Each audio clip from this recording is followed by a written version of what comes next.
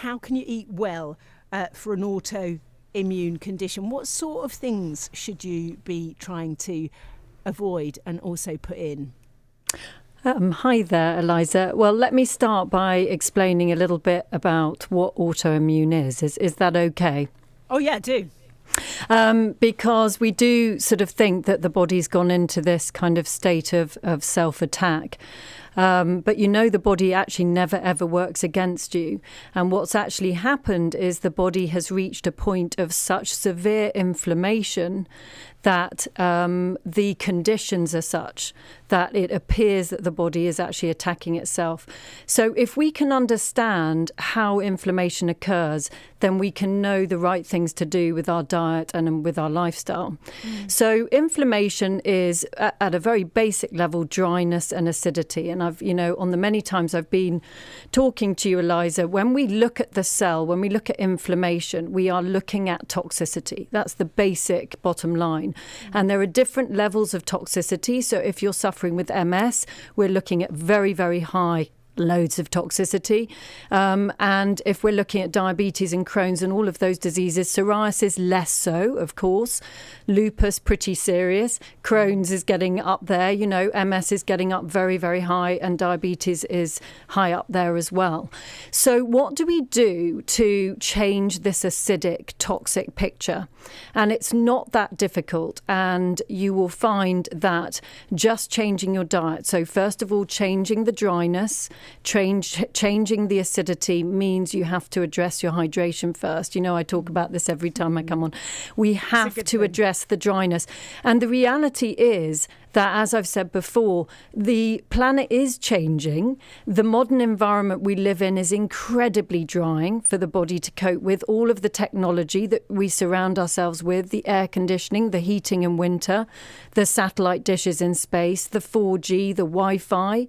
And then we've got the stress. We get stressed. We feel very stressed by life. We have lots of emotional stresses and other stresses.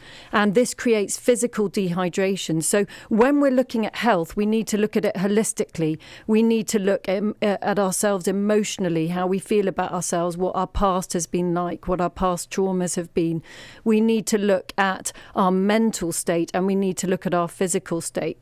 So those are the areas we have to look at. So the first thing is always to start with that hydration. And then looking at the diet to see how can you hydrate. Because as soon as you drink water, you lower the histamine levels in the body. You lower the reactive state, the body being on high alert. You reduce the challenging effects of any foods you eat. So that's the first thing. And the second thing is, what are you putting in your body that is drying and toxic? And the top ones are what I call, shoddily drugs. And it's not as in medical drugs or even illegal drugs. It's what I call those foods that have a chemical effect on your body, like chocolate, tea, coffee, alcohol, cigarettes, Coca-Cola. And then you look at the processed manufactured high sort of sugary stuff. Yeah, sugary stuff. But actually, the most stressful thing for the body, especially when you've got a chronic autoimmune condition, is gluten. And the reason that gluten causes so many problems, and gluten is widespread in our diet. I mean, it's the most heftily grown grain across the planet, and it's used in everything from pasta to bread, to cereal to cake. It's used in so many different things. It's flour, isn't it? So, yeah, it's hard to avoid. Gluten. And a lot of us are actually in a pre-celiac state. We're in a really tricky state with our body. And what gluten does is it pushes us into that dryness and acidity even further. And because the first thing that goes wrong in the body is dehydration, the first area of the body to suffer is the bowel. And the bowel, that's when you get the changes in the bowel. So maybe you start to get drier stools, or you get looser stools, or just there's a few changes, or maybe you don't notice even. But that's where the changes start. And the bowel protects the rest of the body. So all the water gets reabsorbed to hydrate the rest of the body. And the poor bowel is left in a right state. Then you put some gluten in there, like some bread and some cakes and pasta. And you flip that problem deeper. You create a drier picture. So you will you'll find that people with an autoimmune condition benefit hugely from increasing their water intake and removing gluten, dairy, and as much as they can sugar.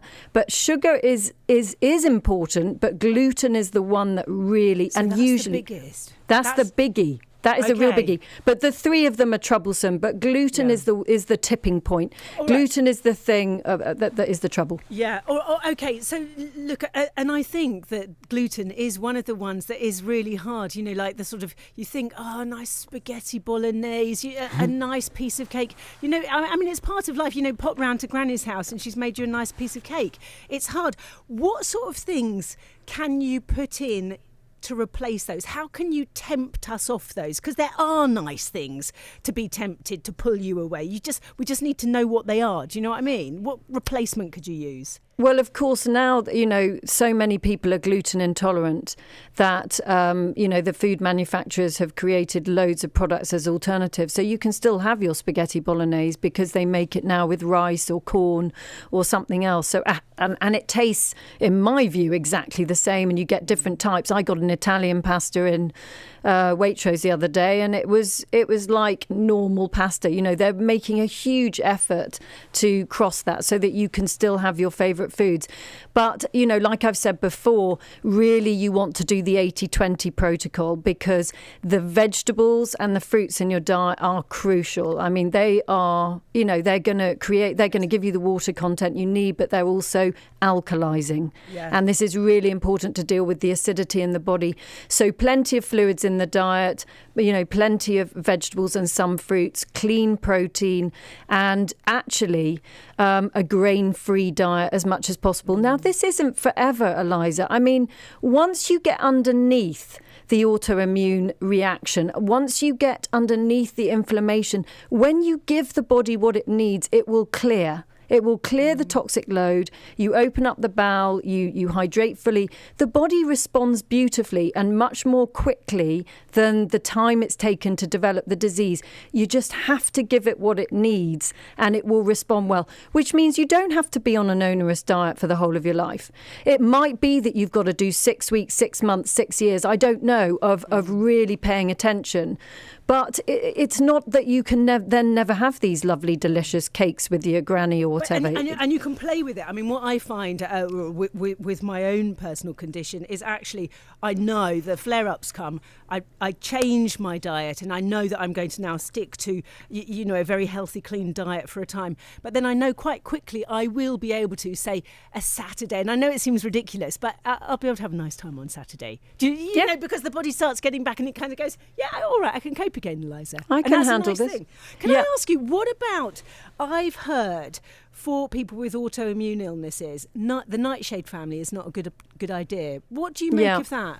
Yeah, so again, it is troublesome, but again, not to the same extent. I mean, I've worked in this for 30 years. I mean, I've seen clients continually for 30 years. So I really feel like I have a lot of clinical experience in this. And my experience is that gluten and dairy, and then you can look at the drugs that I described before and the sugar and all of that. But gluten and dairy, you've got to get underneath that by looking at the hydration picture and reducing the inflammation with your alkalizing diet. And then, gosh, I've forgotten what you just said, actually. What did you just ask me? No, it was just the nightshades. Yes, the nightshades. The tomatoes so and yes. aubergine. So you can probably have them in 20% of your meal, I would have thought. But yes, in the early stages, when you have severe chronic symptoms and you're really in high alert and reacting badly, it is really useful to cut tomatoes out. The other ones less so, but they do affect you. So the deadly nightshades for anyone listening are tomatoes, potatoes, aubergines, chili, peppers and tobacco. So there's 6 ingredients there. And but like I say, it's always, usually in my experience, it's tomatoes with peppers a little bit, potatoes a little bit, but you can go for sweet potatoes. Which are glorious, aren't they? I mean, let's face it, they are pretty good. They're pretty good. All right, look, Sophie, as always, you've kind of helped so much on that conversation. And I have to say, I'm feeling a little bit more positive in the sense that actually when you just think it's the sort of the gluten and the dairy are the main things, certainly the gluten, kind of like it's copable. If you actually look at the things that you can have and that you have to take out, and as Sophie says, that there are these switches you can do, if it makes life more manageable, if it makes energy burst through each and every cell, well, I tell you what, it's worth doing. That is the lovely Sophie Shand you've been listening to from Fuller Nutrition. She's got